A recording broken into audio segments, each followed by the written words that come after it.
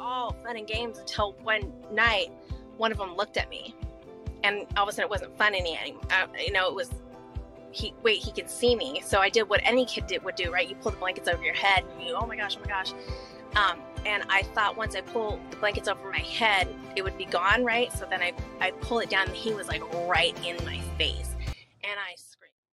Welcome back to the Describe Your World podcast. This is Travis, and today I'm with Tiffany, who works with Queen City Ghost. She does tours in Charlotte, talking about ghost stories and the paranormal. So I'm excited to learn more about that. I've learned a little bit because I was on the tour, which was really fun. But hopefully I get to learn more today, so that'll be really cool. Tiffany, I'll let you go ahead and talk a little bit about yourself. Oh, well, thank you so much for having me. I appreciate it. It's exciting for me. But yeah, no, I've been a believer ever since I was a kid. I grew up in a family full of believers. I had a mother who was a very strong believer, and she was my grandmother actually came over from like Czechoslovakia. And when she came over, her source of income was basically reading tarot cards and making teas and stuff like that for her family. So when I was growing up, it was going to her. It was like teaching you how to read tarot cards and teaching you how to kind of learn that lifestyle of how to connect with spirits and stuff like that. So growing up, when I would see things, and I saw things all the time in the home that we grew up in, it was really easy to like go to my mom and say, hey, there's a man standing in my bedroom, and her to be like, oh yeah, that happens. And so it was kind of a natural thing for me, and in my family, at least for the women in my family, I would say, at least, which was always good. Oh, that's interesting. I wonder, I've had a couple of paranormal experiences, but I didn't have the level of experience that I could see people in my house. That would be super exciting. So I wonder, are you native to North Carolina? I am not even close. Okay. I am actually from California. So this was a big change. I came over during the pandemic in 2020. So we packed up our family. I had a job offer out here, so I had head out here. And when I got here, it was something that was, it was very new for me. It was unlike anything I had ever experienced. Let me just tell you, from California to North Carolina, it's night and day. I don't know if you've ever been out to California, but very different. And it's funny because I'll talk to people and they'll know immediately, you're not from here, are you? And I'm like, no, not even close. So I don't know if it's in my voice or what, but it's definitely, they know right away. But what's weird is when I did Queen City is, when I had come home to my husband and I had told him, I was miserable at work. I was like, oh my gosh, I hate my job. Can't even do this anymore. And I said, I'm going to start my own tour company. And he said, doing what? And I said, I'm going to tell ghost stories. I'm going to go through Charlotte because of all the history in Charlotte, because I love history. And he was like, how about you look for a job that does that first? Because I'm one of those people that jumps right in. Let's just do it. And he's like, maybe just try it out first. And the weirdest thing, and this is one of the things that makes me believe that there are spirits around you all the time kind of guiding you, is that either that or there's people listening on your phone, either way. But the next morning he woke up and there was an alert on his phone that said that Queen City was looking for a tour guide. And it was just the next day. So, I applied, and the rest is history, but it was just, I felt like it was a calling. And so you went on the tour, it's just it feels like it's second nature to me, right? It's just part of my everyday. Makes me happy. So do you think, because one of the episodes I've done before, I did talk to someone who talks about ghost stories and has a podcast that talks about spooky tales and things like that. Mm-hmm. And we sort of broke it down. There are people who really appreciate the history of a place or a person or a story. And you have people who really appreciate the experiences, like the photos and the voices and things like that. So do you lean more heavily toward one side of that, or do you kind of have both? Well, I'm kind of a history nerd in general. I just love history. And the ghosts, I feel like, are a bonus. So if you get that paranormal something, it's like a little added bonus. We've had experiences. Even a couple of days ago, we were on the tour, and there are some times where something happens, and even me, and I've done paranormal my whole life, and there's moments where even on the tour it catches me off guard, where I'm scared, I get startled by some things, because I think my natural instinct is to have, there's the history and there's always a scientific explanation for something, but I can't help but there's things that you really can't explain, and it happens all the time on the tours. And so it's insane. I mean, even a couple days ago I was on a tour, I only had 2 people on the tour because it was, it's freezing. Right. For me, again, California blood. So, it's 50 and I feel like I'm dying out there. So I only had 2 people on the tour. And as I'm walking up to one of the stops, it sounds like somebody was knocking on the glass, but it was pitch black. There was nobody in the house. It was the McNitch house, right? And so it was pitch black. And I heard the tapping. It was enough to make me stop. And I asked them, did you hear that? And they say, no, I didn't hear anything. And I was like, all right, whatever. So I went on with telling the story. And then they stopped because they heard it and it was louder. And so we all froze for a second and we're like, oh my gosh, you heard that, right? And then we look up and it was like the darkest shadow right in front of the front door. And all of us jumped because for that shadow to have passed by, it would have had to go through a door or through a wall for it to have done that. So even that would catch me off guard. So the history of the building is what drew me in, but to see something like that, it just, it's like the frosting on the cake. At the end of the day, it just makes it so much better. So you said you had experiences when you were little. Do you still have experiences now at home too, outside of your tours? Yeah. It's something that happens quite often. Usually when I'm sleeping, and for the longest time I thought it was maybe that state between awake and asleep where you're kind of not sure what's real and what's not, and I kind of had accepted that for so long, until one night I was laying in bed and I was kind of tossing and turning all night. I wasn't really sure, and I didn't know that my son was actually tossing and turning all night. He got up and he went into like our loft where we had a TV, and he sat down and he started watching TV just because he was uncomfortable. And so he turned on the TV and he looks, and he said that he saw what appeared to be some kind of a skeleton walking into my bedroom. And he says it wasn't more than a minute later that he heard me screaming because I felt that something was attacking me in my sleep. And so for me to always just assume that it was maybe a night terror or something like that, and for my son to come in and running in and telling me that he had seen the same thing that I had seen was really just validation to all this time thinking, oh, maybe I'm crazy, or maybe I'm imagining this, and to have somebody kind of validate that I wasn't crazy, it helped me kind of understand a little bit more of what was going on and made me more aware of everything that's going on. So I still see things quite often.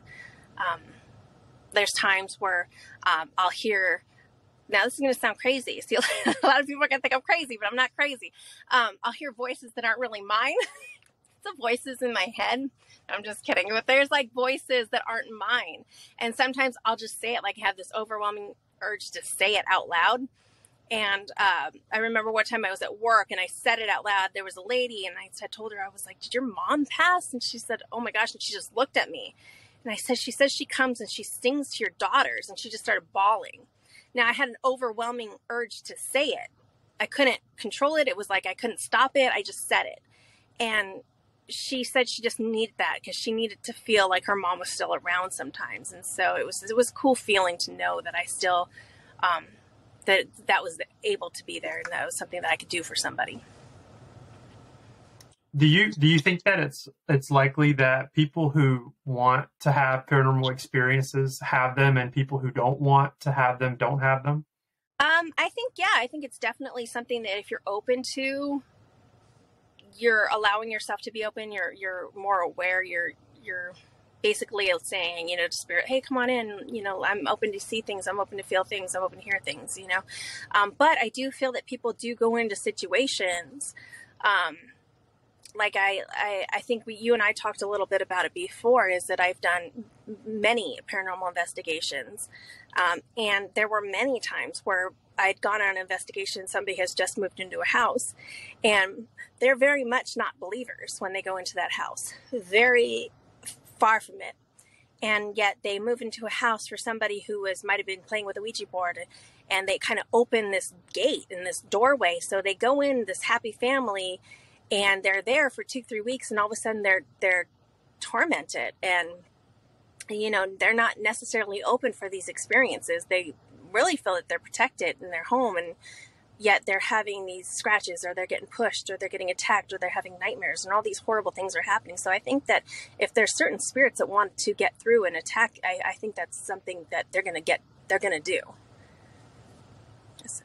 Yeah, I noticed that I like to watch some of the paranormal shows like Ghost Adventures, and I used to watch Ghost Hunters when I was really little. That was the really popular one growing up, and then Ghost Adventures sort of followed after. Mm-hmm. I know the ones who use provoking techniques tend to get a lot more activity because, why not, right? If Yes. you're going to kind of rile spiritual energy up, of course, something more will come of it. So that's kind of my mindset, is like, if you go in with that vibe and that energy and you're trying to accomplish something by antagonizing, a spirit, I feel like, you're way more likely to not have a good result. 100%. I mean, even when we do our tours now in Charlotte, we ask that nobody provoke spirits, because the last thing we want is for something horrible to happen to somebody. It's just not, for me, any investigation I've ever done, it's always been more of a positive, going in there with a positive attitude, because you don't want yourself hurt, you don't want your team hurt, you don't want anything like that ever to happen. I mean, I personally don't need to bring any negative home to my kids, but I just, right. Yeah, that's the last thing I want to do, is bring more negative into the house, especially with kids around.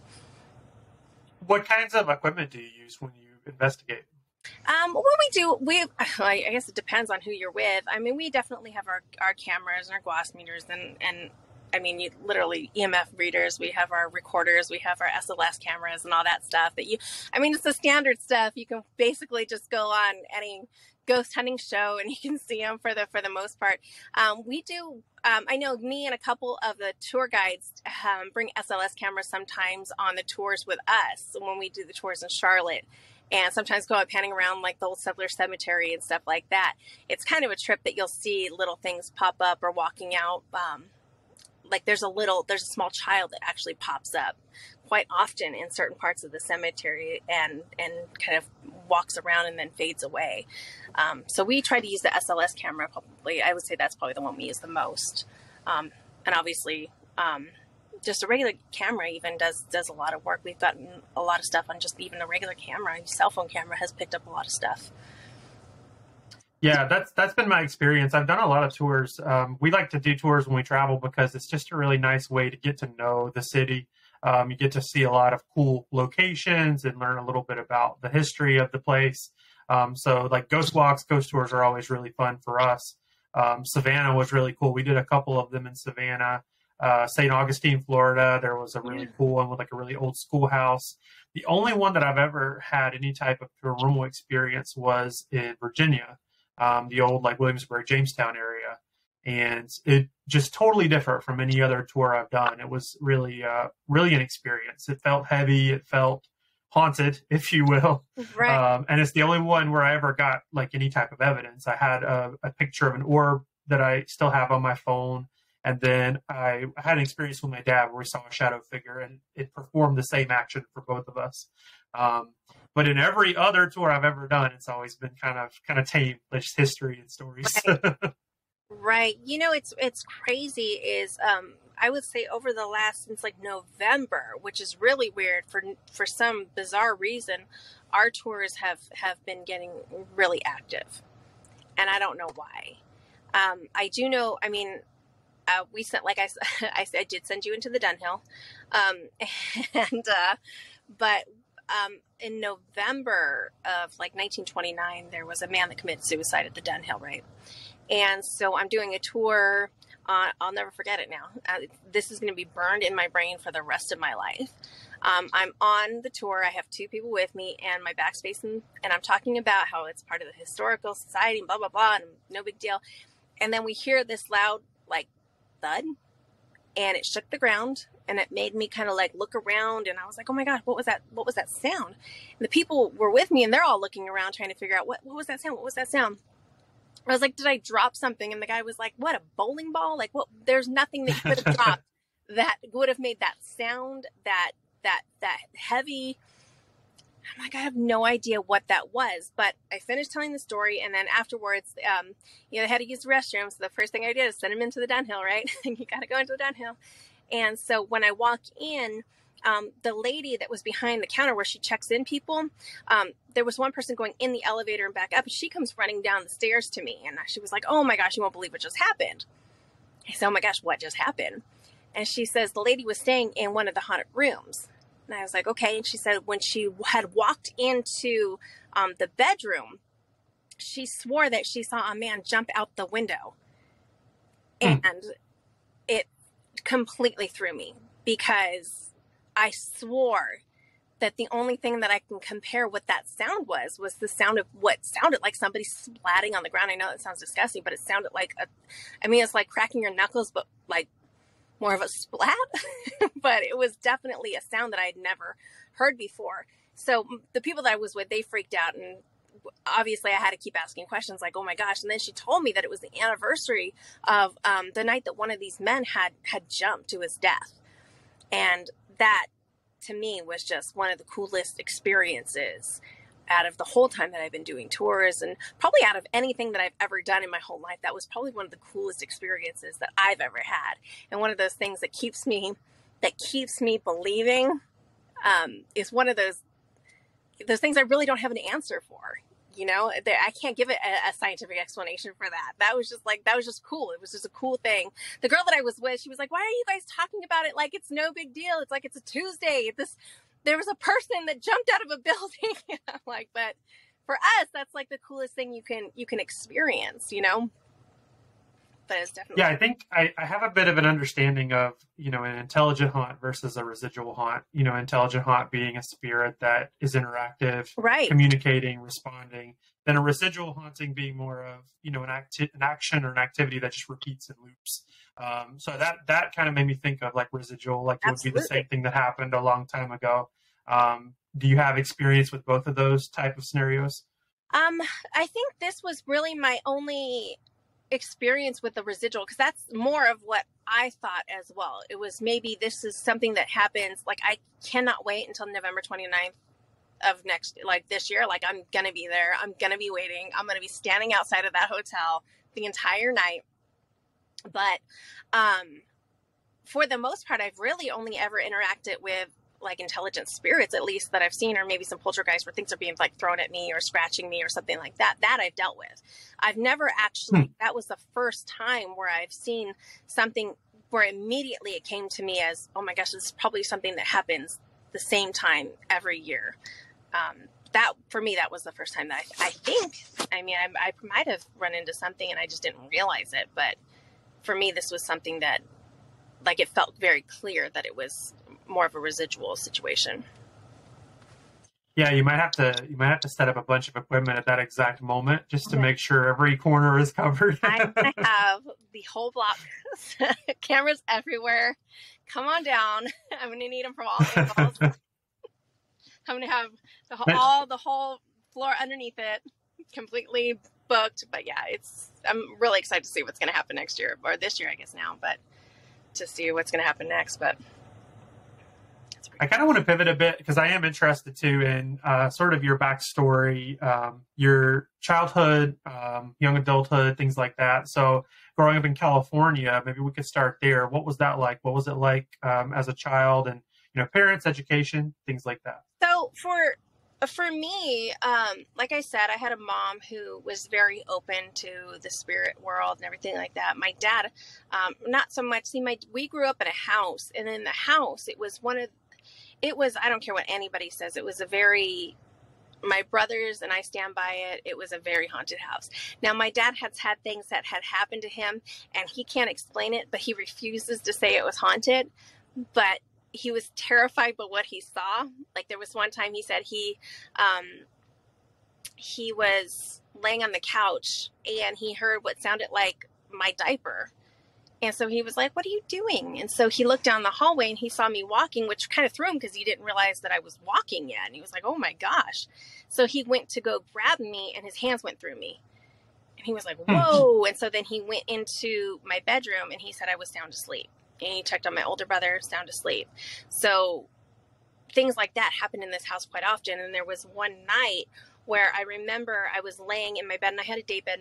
My room was the very end of this very long hallway. And right above my room was this attic. And I would see very clearly every single night, there were these figures that would walk down the hallway and go into the attic. And it was weird at first, but my mom kind of talked me into they're not going to bother you. They're in their own world and you're in your own world and they're never going to bother you.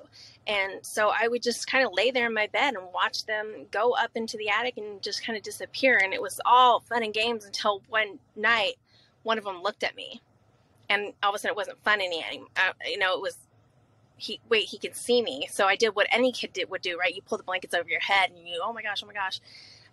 And I thought once I pull the blankets over my head, it would be gone, right? So then I pull it down and he was like right in my face. And I screamed so loud. My dad came running in. My mom came running in. And my dad like grabbed me. But the weird thing is he turned on the light, but this man, he didn't disappear. He backed away. And so I was staring at him and I'm waiting for him just to like disappear, but he's still looking at me. So then my dad's like trying to get my attention to have me look at him. And then my mom comes in. My mom looks right at this. And then the spirit looks at her and then looks at me and is almost like relieved that somebody's seeing them. And then it was gone just like that. And I never saw it again after that.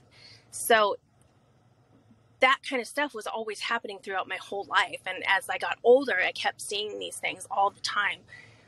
And eventually, once I turned into maybe a teenager, I kind of moved more towards I moved in with my aunt, my uncle, and I had an uncle who was right there by my side. He was, instead of me getting into trouble out with a bunch of kids, he would say, hey, let's go look at some of the old creepy houses, or, hey, I heard this place was haunted, let's go look at it, or, hey, this road was haunted, let's go see if we can catch something. And so he would take me to these homes, and we would sit there and we would take pictures, and back then you'd have to get, you wait for the 24-hour photo for them to bring you back your pictures, so you'd have to wait a day or two, or, if you were lucky, you'd get it back the same day or 1 hour photo, but that would be like the most exciting thing is on Fridays when we'd get all of our film and we'd look through it and we'd be so excited if we saw something.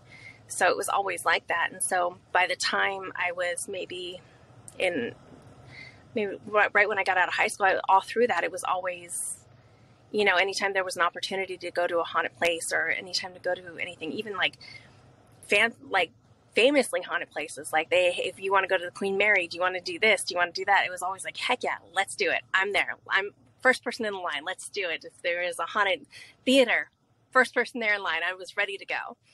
And so after I graduated high school, I immediately got a job for a cell phone company, and there was always weird things happening there, things that I couldn't really explain. Like we would notice I'd put things back, and in the morning I'd come into work and they would be all over the place. And so we'd go to the cameras and we'd see things. And so after I left that, I got the opportunity to, when I left, I got introduced to a woman named Christina Nelson, and she's a pretty well-known psychic, I guess. She's out there.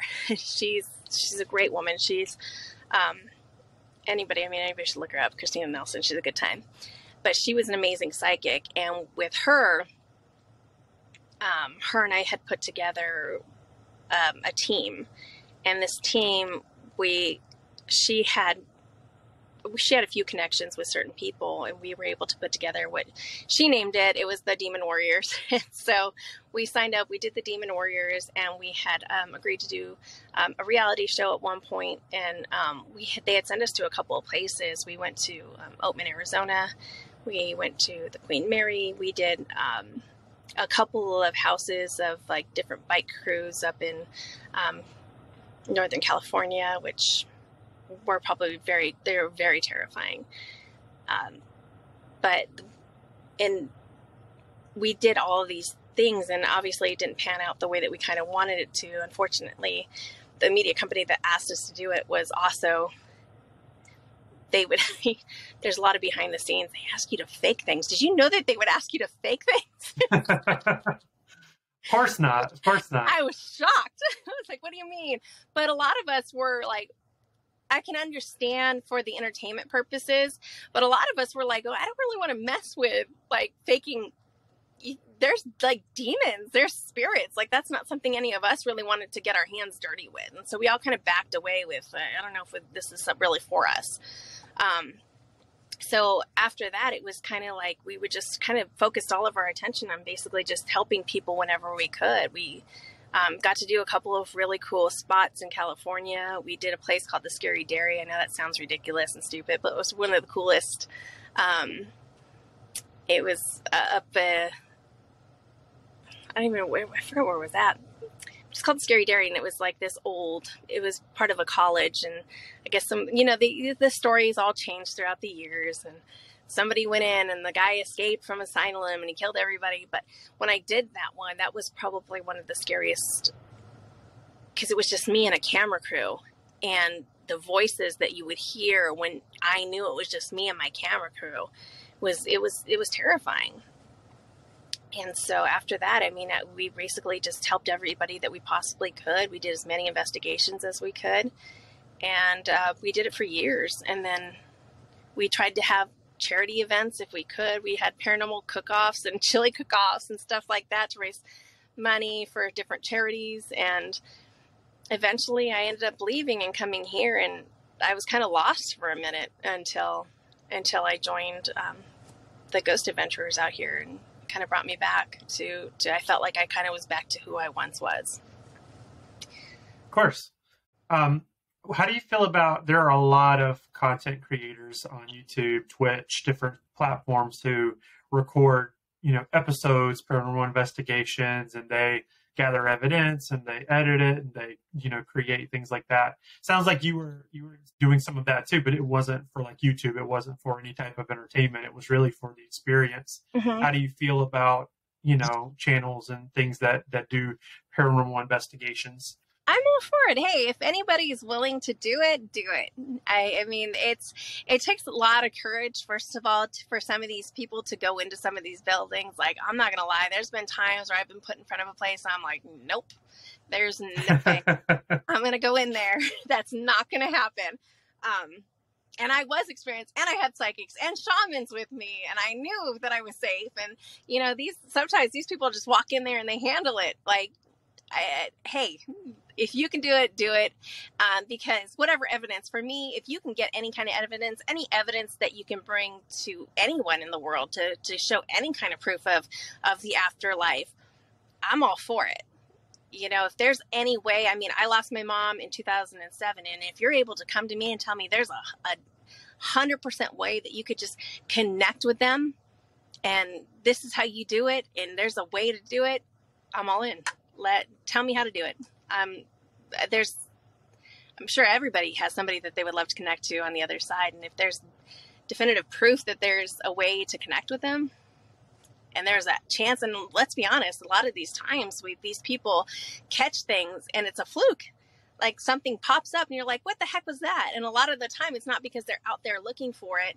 It just happens to be something in the background, or something pops up in a corner, or, hey, but if it does and they get something, I'm all for it. I do want people to be more aware of protecting themselves 100%. Like,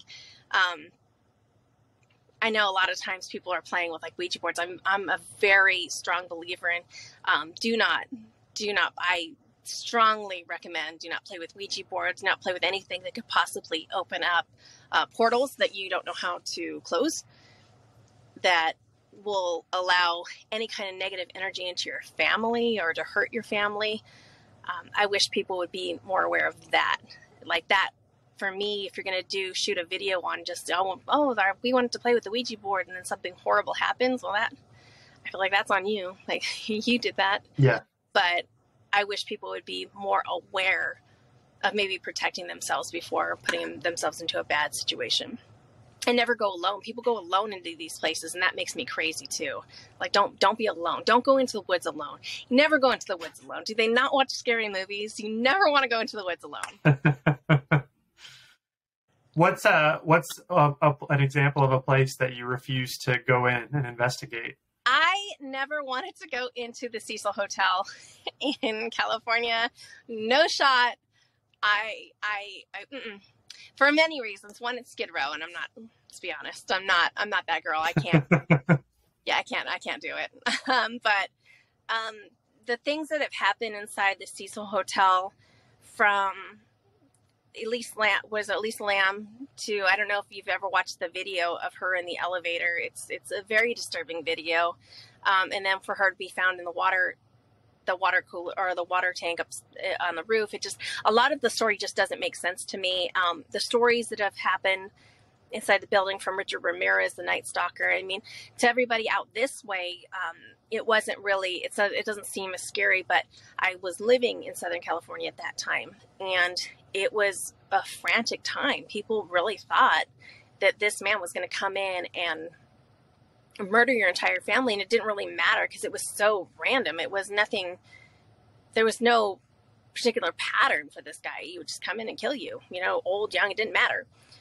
So to find out that he actually stayed at the Cecil Hotel, or what was it, the Black Dahlia, that was one of the last places that she stayed before what happened to her. So walking or getting to that place, I mean, we came up to it, and we pulled up to it, and that's as far as I got. I can only pull up to it. I couldn't even bring myself to get out of the car because of how I immediately felt sick. I immediately felt like I was going to vomit everywhere. It was a very, very uncomfortable situation that I can't even explain what I was feeling. Nobody on the team wanted to get out of that car. Very, very bad. Yeah. And for those who are watching or listening, if you're interested in the Cecil in particular, I can make a personal recommendation. There's a channel on YouTube called Mackie and Amanda, and they're a criminal investigation team. And they've done a lot of videos on the Cecil, a lot of investigation inside. They use spirit boxes, and they use like the Estes method, and listen to like static noise so they could hear voices. And yeah, the voice of Lisa apparently has come through before, and potentially the Black Dahlia and others as well. So if you are intrigued, I highly recommend checking that out, because they have a lot of really cool evidence that really connects to it. It is interesting how hotels in particular have so much evidence. And I guess it makes sense, because you've got your money, you've got your hookups, you've got your, deals, underhanded stuff, business deals, like everything happens at a hotel. Yeah. And you got to factor, like, let's be honest. I mean, how many people have died in the hotels as well? I mean, from some of these, and the Cecil in particular, overdoses in that particular area. There's a lot. Yeah, I definitely recommend people looking into it. It's a cool, I mean, it's terrible to say, but it's got a lot of cool stuff that you can learn about the Cecil, or the Stay on Main is actually the other side of it, because they changed the name of it. It turned it to the Stay on Main. I think it's the same building, just two different doors, right? And the elevator just goes to a different spot, but it's still the same building. But it's very, very disturbing, very uncomfortable atmosphere. So I think that's probably the one that I don't think you can pay me enough to actually go inside of the Cecil. I can't do it. Maybe it could be like your last hurrah when you finally decide to retire from the paranormal business. And then with my luck, I'll die and I'll be stuck there forever. Nope, I'm not. I don't want to play. I don't want to do that one. Somebody else can do it. I'll be on the phone. I'll do a conference, and I'm not gonna. I can't do it. There you go. That's you could just watch. You could be on the other side of the Zoom call, and then whenever something bad happens, you'll be the witness. Look behind you. I'll be that person, because I don't want to actually go into it. I'm telling you, it's just a disturbing. Have you ever been down there?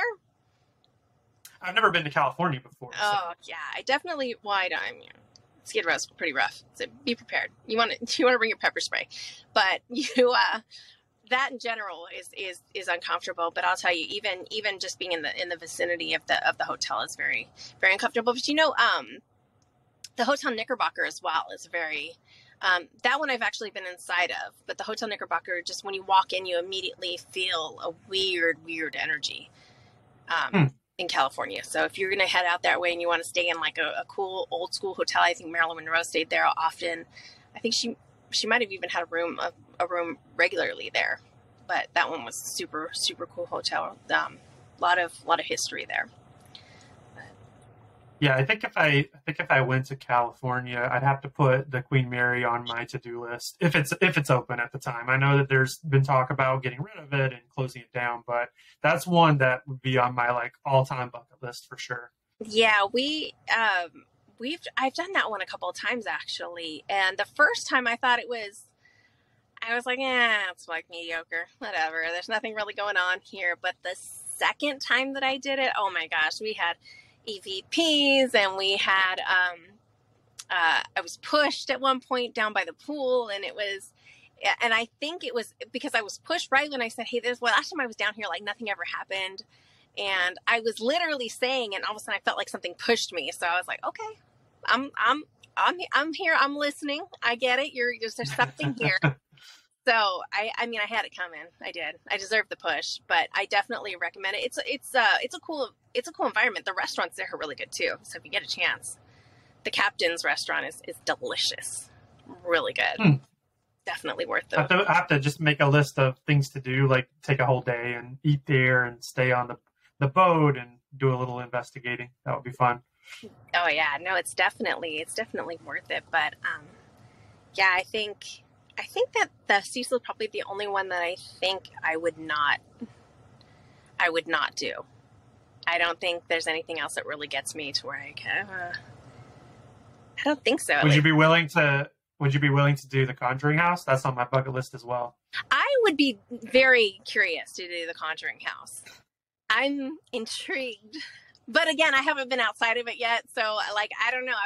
I was intrigued to do the Cecil until I stood out front of it. But right. I don't know. As of right now, I would say yes. I'm 100% in to do the Conjuring House. I would definitely want to see that and give it a go. But I know the Lizzie Borden House is something else that I want to do. I wanted to go and stay at the Lizzie Borden House. I think Queen City. I think we actually Ghost Adventures. I think we own it now. So I definitely. I mean, that's on the bucket list. I would love to stay there and see how it feels. I have my own theories on Lizzie Borden itself. So I'm curious to see how that would feel too. I mean, that's up there. That's probably my top 3 things that I want to do. I'd love to be at the Lizzie Borden House. Just a little preview for those who are kind of following with the podcast. Once I get to a certain point with episodes, I want to like pivot and shift my sort of style of episodes from interview style to like debate style. So I'll have to get you to come back and we can do like a Lizzie Borden debate and see if we can get down to the bottom of what really happened there. Oh my gosh. Let me just tell you, I have theories. I have theories. I have theories that people think I'm crazy, but I have theories. I am all in. I will tell me when, and I will be here to do it. I'm gonna have to. I think that'll be fun because, yeah, I think that with paranormal stories, it's like we learned on the tour with you. A story will be passed down. A lot of times by word of mouth or by documentation, and the story will change so much from person to person. So it's really hard to piece together what the original actual event was. So that's one that people are definitely all over when it comes to why and what and when and who. Right. And there's so many different avenues that you can go down when it comes to Lizzie Borden. I mean, it could go really in any direction. And so don't get me started. I'll go on and on. that one's kind of a little passion of mine. That one sucks me in. I'll keep going on that one. How did your paranormal experiences when you were younger affect your friendships and relationships? Is it something that you shared with friends, or is it something that would never, talked about? Well, for the longest time, no. I just kind of kept it to myself. I when I got into junior high, it was funny because I had this group of girls who they used to always say, "Oh, we're witches and we do spells on people and stuff like that. And they used to tell me all the time, you don't have what it takes to be a little witchy. Meanwhile, at home, I have a mother who's literally teaching me to read tarot cards and doing all these things. And I'm like, really? Are you kidding me? So a lot of the times I just kept it to myself because I didn't want anybody to say anything or judge me on anything like that. As I got older and I started meeting friends, I think more so in high school, I had met people who were a little bit more open. Like I would hear them say something about, oh my gosh, I think my house is haunted. And then, your ears kind of perk up, like what? So then you kind of start listening. And then at that point, you're like, well, and then you start opening up a little bit and you start trusting people a little bit more and you start telling them things. And you start building that relationship. And as you get older, you start, your instincts, I think, get a little bit better. So you start trusting people and you know who you can trust. And now I'm a little bit more open to it. So when people ask me, what do you do? Oh, I do the history and ghost tours in Charlotte, and everybody's like, what? Like, are you kidding me? So now it's like, it's part of my everyday. It's not a big deal to me now as I'm older, because at this point in my life, I really don't care what people have to say. But growing up, yeah, it was definitely something that I kept to myself. And it was more of almost like a family secret. I didn't really need anybody to know. I didn't want to be judged for it. And I was really scared coming to the South as well. Like I really didn't know, California, it's a melting pot of everybody. Nobody really judges anybody out there. Everybody's everybody and everybody loves everybody. And it is what it is. But coming here, I was terrified because I imagine this Bible Belt and everybody's going to hear this and they're going to look at me and be like, oh my gosh, here's this girl from California and she's going to bring the darkness with her and all this. And I really thought that's how it was going to be. And surprisingly, it was the complete opposite. It was very, oh my gosh, that's very fascinating. They're interested in, even like you, when, you were immediately intrigued by a lot of it. And so it changed my perspectives for sure on things. So now it's, I really don't care. Yeah, I'll tell everybody. I'll scream it from the rooftop. Yep. Yeah, yeah, that's a really nice segue into what I think would be something interesting to kind of briefly discuss, which is religion. Because, as you said, we're in the Bible Belt and religion is a pretty big deal. And it is fascinating because you have your group of people who, are really turned off by the idea of paranormal, supernatural, mm-hmm. And I think a lot of the time with people who are really religious, they sort of chalk it up to angels and demons because that really reflects their value, belief, right. that they've read and studied, versus just like spirits, ghosts, ectoplasm, whatever, or poltergeist. So I think it is fascinating because as a believer myself, I identify as Christian. I've been in the church my whole life. It is still something that, it seems to be there. Like there seems to be evidence and things that I can't deny that are there. But it's not something that my faith explains. So it's kind of a gray area because I don't want to say it's all angels and demons, but I also don't want to, kind of push against what I've kind of learned from my faith. So. Right. So for me, I guess I lean more toward, I guess you would look at it more towards like, I'm very spiritual. I have, I believe that you could throw a spell out there and get a little help from somebody. I believe that I believe that you can ask certain deities and certain gods, and I believe that you can get help. I believe very much that prayer does a lot as well. My husband, however, is a Christian. His father is a pastor. And so that took a minute to get used to. But when I met him, he was at first was very, he was a Christian, it's like you said, it's angels and demons and it is what it is. And now, we're coming in April, it'll be 15 years and it's completely changed. Now, granted, I've probably brought a lot of crap home over the years that he can't explain, we've had to learn how to protect our home and all this stuff. I don't know how many times I've had psychics put things on the house and I've had to do blessings on the house because of, all of a sudden, I'll get this negative energy, but walk in, I'll be like, okay, something's in here. You just feel it. But over the years, he's kind of definitely loosened up a lot to clearly there's something there. There's something that we can't explain, you know, and to think that there's this huge universe and all these different things that can happen, to think that it's energy, where does energy go? There's got to be a place for energy to go. And I mean, I think he's come around a lot to it as well, is that there's a very strong possibility that these things that he's seen and that he's heard over the years is, he leans more towards the fact that there's definitely a paranormal side of things, you know, versus, you know, he believes more than that there are ghosts now. There are, you know, before it was like, no, they're all demons, you know, it's not like that anymore. Mm-hmm. You know, sometimes there are just family members that are around you because you just need that support. You just need, you know, sometimes you just need grandma to give you a hug, that kind of stuff.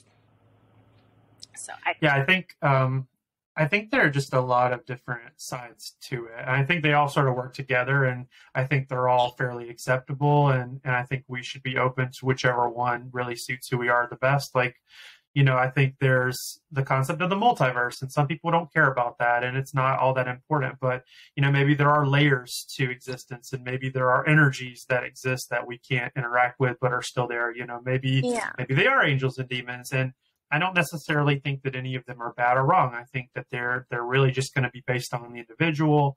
But kind of like your husband, my feeling is that there seems to be something there. I can't fully explain it away with anything that's available to me, and it's extremely fascinating. And that's kind of where I lie on the border. And I'm curious, and for any bit of information that I can get to help me understand it, I'm all in. I just love anything that happens that makes me question of, you know, how did that happen? Where did that come from? Let me figure it out, because I like to also try to find the scientific explanation of things, like if it can be debunked or something like that. That's always, you know, as much as you want there to be, oh, they know there's a ghost for sure, there's a ghost. But then if you're able to explain it away, that, I mean, that's always also kind of a cool feeling too. It's like, oh, Anya, unfortunately, that's not.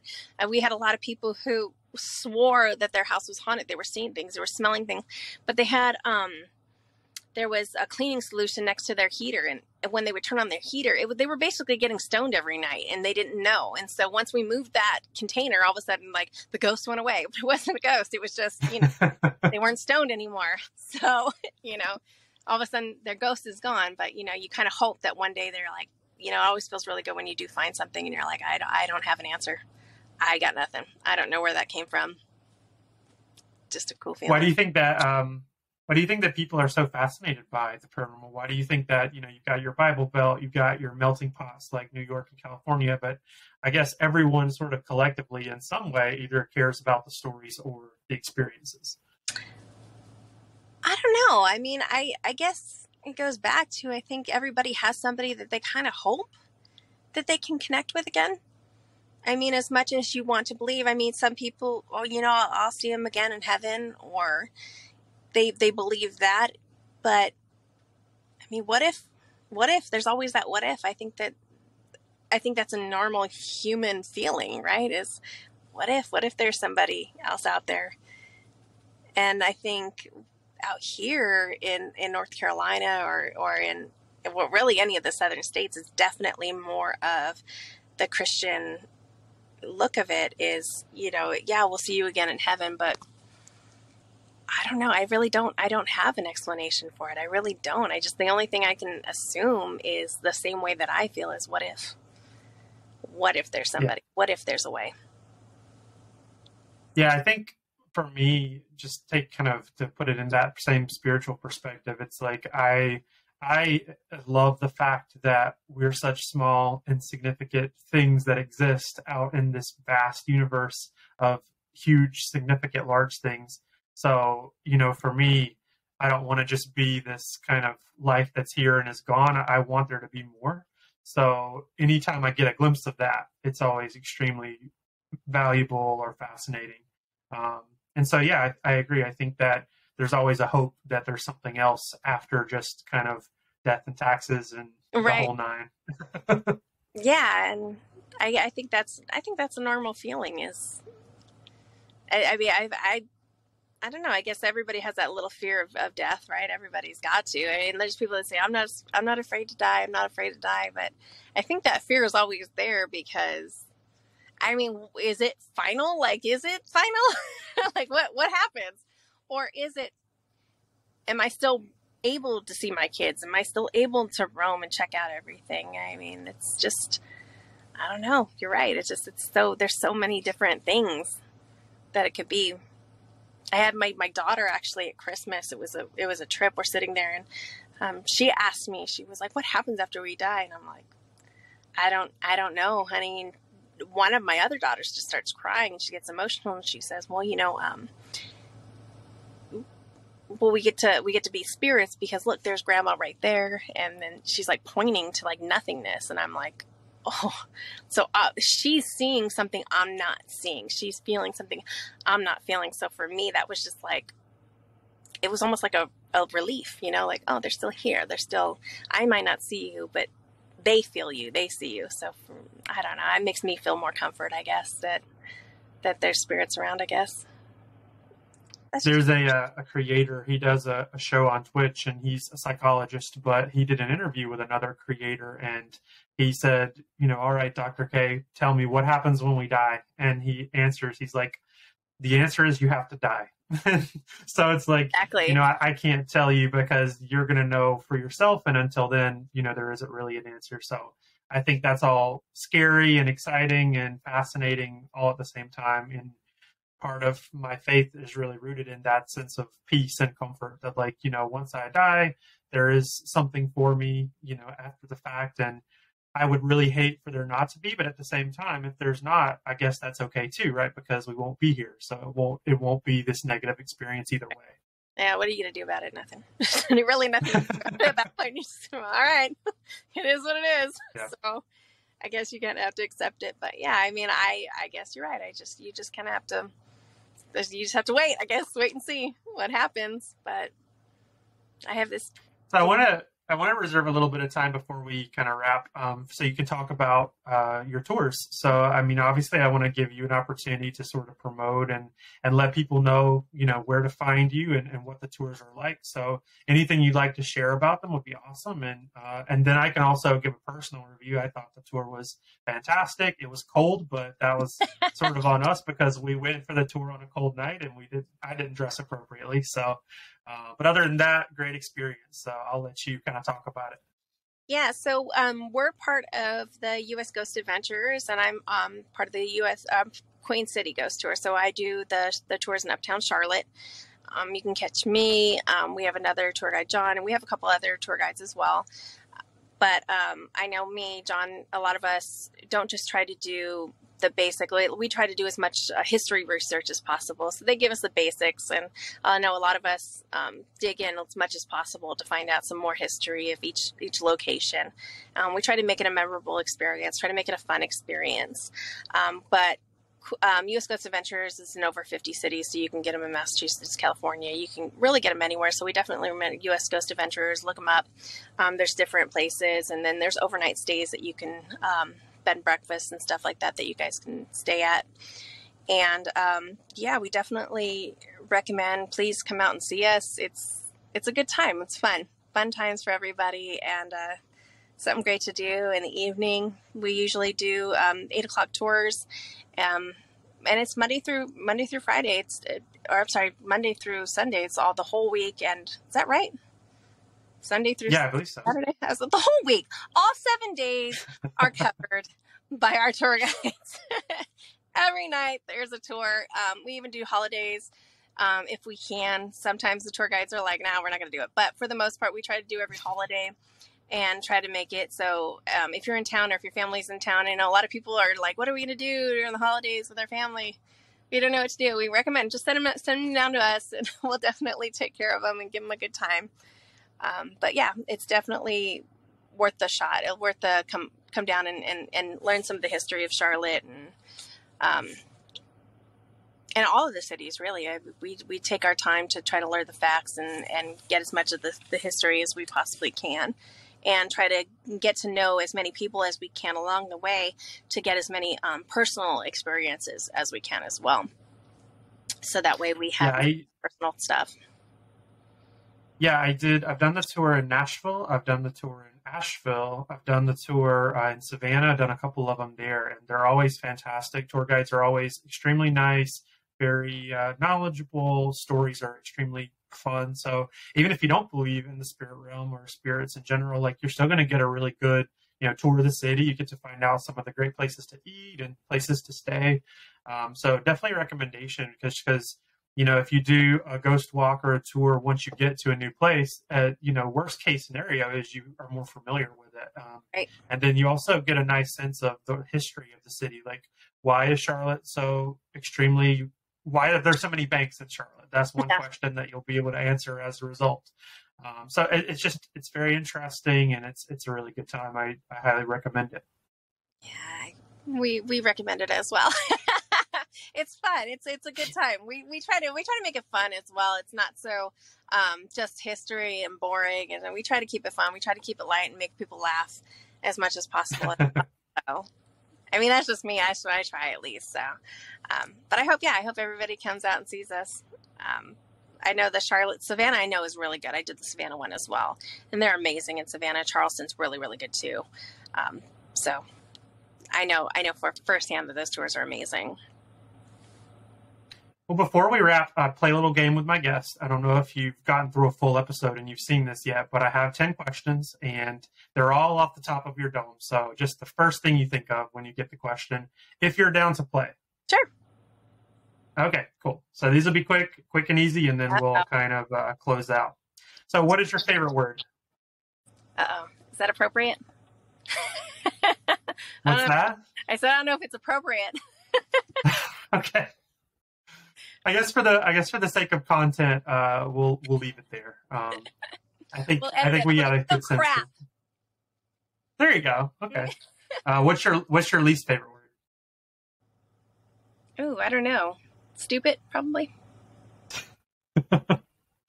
What excites you? Ghosts. What upsets you? Bullies. Okay. What sound or noise do you love? My kids laughing. Oh, that's nice. What sound or noise do you hate? My kids screaming. What motivates you to act every day when you wake up? My children. Okay. What profession other than your own would you like to attempt? Probably, I'd like to be a cop. Okay, that's cool. It's different. What profession would you not like to do? A coroner. Coroner. I guess it would be a little lonely. I'm good with them after they're dead. I'm not good with the blood. That's gotcha. Yeah, my wife works in the ICU, and I was like, bless you for that work, because when it comes to blood, smells, guts, all that stuff, I can't do it. I cannot do it either. I am not that girl. Yeah. And last question, if heaven exists, what would you like to hear God say when you arrive at the pearly gates? Probably, I don't even know. Just, I've been waiting for you.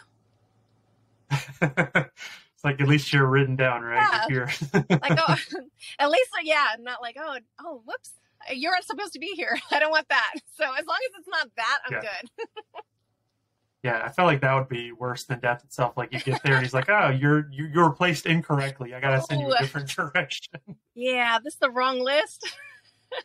Yeah. Yeah, no. Well, that's fun. I had a really good time.